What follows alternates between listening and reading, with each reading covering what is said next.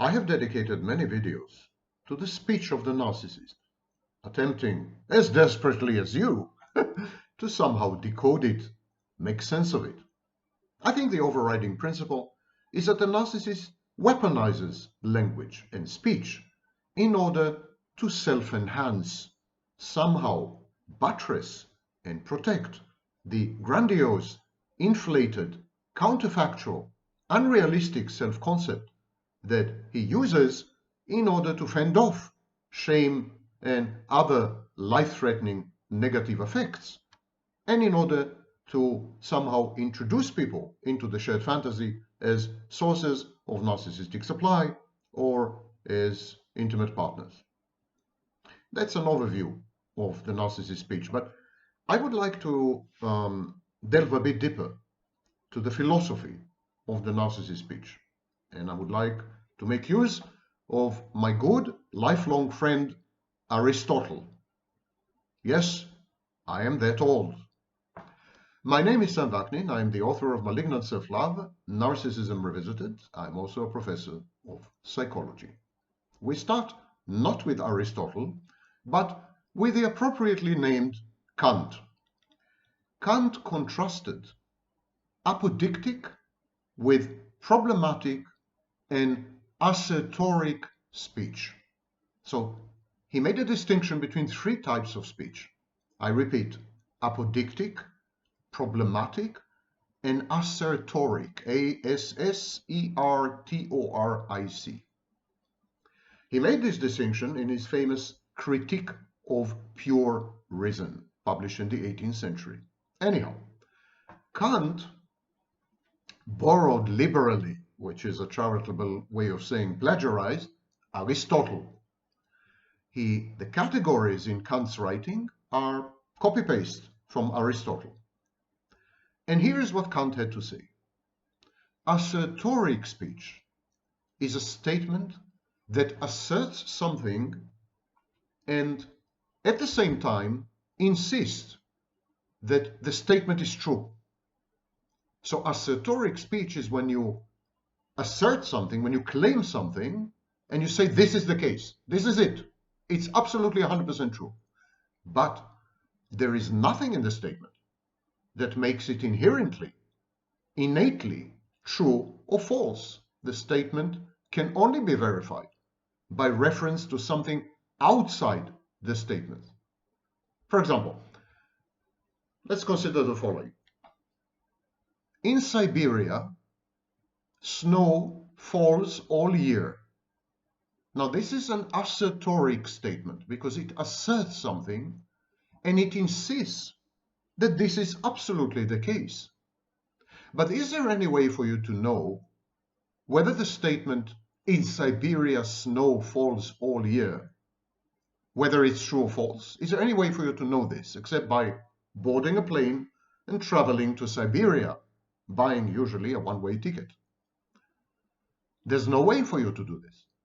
You need to rely on information outside the statement in order to decide the truth value of the statement, in order to make up your mind whether the statement is right or wrong, true or false. So the only way to verify the statement, snow falls all year long in Siberia, is to travel to Siberia and stay there for a whole year, or to trust other people who have done this. The statement itself, although it pretends to be true, claims to be true, insists that it is true, is actually either true or false, depending on external information. Remember this very subtle distinction. Then we have what Kant called the problematic statements. A problematic statement is a statement that indicates that something could be true, but there is nothing in the statement itself that prevents it from being true. In other words, you say something that could be true, but by studying the statement, you cannot actually make up your mind if it is true or not, although it would make sense that it is true. it definitely could be true, and even one could say it's likely to be true. Consider, for example, the following sentence. Rottweilers, my favorite type of dog, attack dog, Rottweilers run faster than leopards. Dogs run faster than tigers, let's say. This isn't a problematic statement because it could be true. It could be true, for example, that all dogs run faster than tigers. It could be true that certain types of dogs run faster than certain types of tigers. As in the example that I started with, Rottweilers run faster than leopards. There is nothing in the statement itself that prevents it from being true. The statement is not evidently, manifestly, indubiously, absolutely, irrevocably, ostentatiously, clearly false. It could definitely be true. However, the statement does not contain a procedure to establish whether it's true or not. In this sense, I think the distinction that Kant has made between assertoric and problematic statements, I think this distinction is actually a nuance, because many assertoric statements are actually problematic statements, and many problematic statements are actually assertoric statements. The difference between them is that assertoric statements claim to be true. Assertoric statements don't say, well, I could be true, this could be true, maybe it's true, it's reasonable that it's true. That's not an assertoric statement. Assertoric statements say, I am true. This is the way it is. This is the case, 100%, no debate. Whereas a problematic statement says, I could be true, maybe I'm true, it's reasonable that I'm true. So a problematic statement is an assertoric statement with a modicum of humility and doubt. And that leads us to the third type of statement, the apodictic statement, or more rigorously, the apodictic judgment. An apodictic sentence or apodictic statement or apodictic judgment is a statement that must be true or must be false. It's not like the problematic statement. It's not like maybe it's true, maybe it's false, it could be true. No, that's a problematic statement. It's not a statement that says, I am true. That is the case, 100%, don't argue. That's an assertoric statement. The apodictic statement is either true or false, but it must be true or false. There's no middle ground. So for example, if I were to tell you, all triangles have three sides, that is an apodictic judgment or apodictic statement because it must be true. If I were to tell you all bachelors are unmarried, that is an apodictic judgment or apodictic statement. In a way, apodictic judgments are about identity, because the very word triangle implies three sides. The very word bachelor implies an unmarried state. So it's like what we call in philosophy a tautology, or something that is essentially eating its own tail, a snake eating its own tail. Its apodictic judgments are cyclical. They don't provide anything from the outside. They don't access anything from the outside. They may elucidate and elaborate certain features, certain dimensions, certain elements. So, for example, when I say all triangles have three sides, you have learned something. You have an added bit of information. You have learned that triangles have three sides. If I say all bachelors are unmarried, you have learned that the word bachelor means an unmarried state. So there is added value or added information in apodictic judgments, but they are cyclical. They are just elucidations and clarifications and demarcations and delineations of pre-existing concepts without reference to the outside, the way assertoric statements must do. In other words, these distinctions have to do with the truth value of statements. Assertoric statements can be judged true or false only by referring to external information. Similarly, problematic statements could be true or could be false, but in order to decide whether they're true or false, again we have to refer to external information from the outside, added information. Apodictic judgments or apodictic statements are absolutely true or absolutely false by their very nature. They do not have to refer to the outside. For example, if I were to tell you all triangles have 3 sides, you don't need to go and begin to count triangles all over the world for eternity. Because triangle, the very word triangle, the lexical definition of triangle, is a shape with 3 sides. Okay, got it? These are the distinctions. In Aristotelian logic, apodictic is opposed actually to dialectic. So an apodictic statement would be a scientific proof, whereas a dialectic statement would be philosophical reasoning. And there is a huge debate in philosophy to this very day about the truth value of singular statements about future contingents. Aristotle, in chapter 9 of his treatise, De Interpretatione Perihermenias, Aristotle said that statements about the future cannot have truth value by definition. They don't need to be false necessarily, but they can never be true. There's no way for us to ascertain the truthfulness of statements about the future because we don't have access to the future. Assertoric statements about the future are meaningless because the only way to verify them is by time traveling to the future. And similarly, problematic statements about the future are problematic because only the future can decide their truth value, whether they're true or false. Apodictic statements or apodictic judgments about the future are nonsensical. Because we have zero information about the future, we can predict, of course, we can anticipate. There are people who do this for a living, futurists, scientists, that's what they do for a living, they predict the future. But these predictions have zero truth value. They may be 100% falsified, and often are actually falsified by the future, by the inexorable passage of time.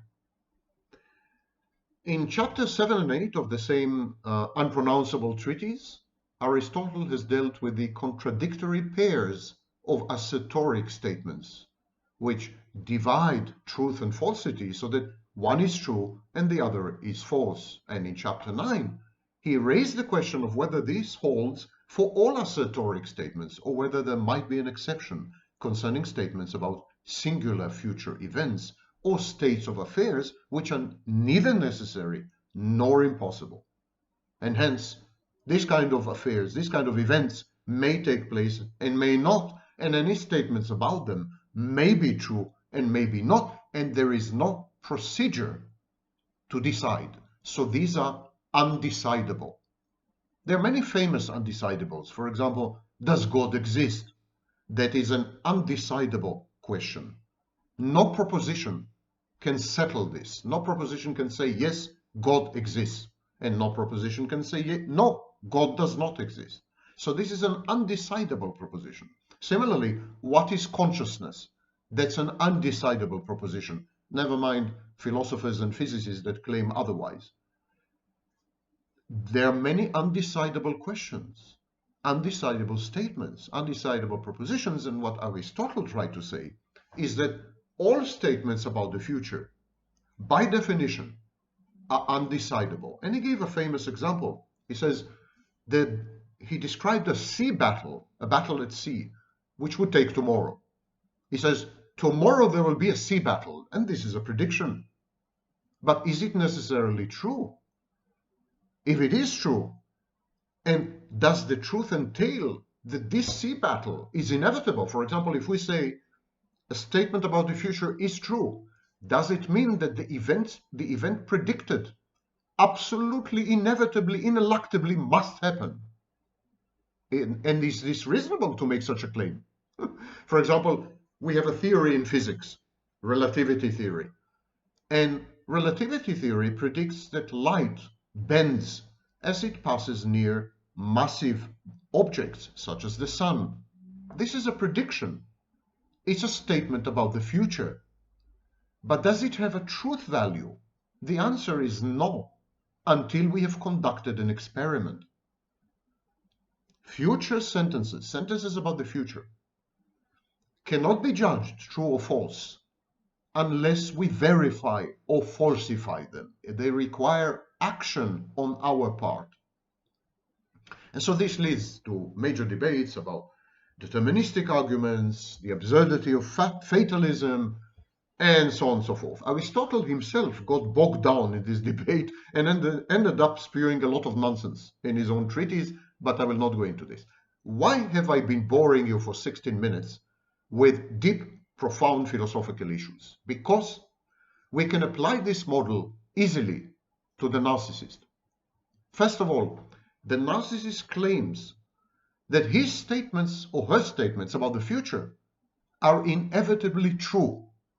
The narcissist says, I'm all-knowing, I'm omniscient, and I'm omnipotent, I'm all-powerful. So if I make a statement about the future, for example, if I give you a promise, it's bound to happen. It's bound to happen because there is nothing I cannot do. It's bound to happen because there is nothing I do not know. I am godlike, I'm divine. And so my statements about the future are true by definition, always and never false.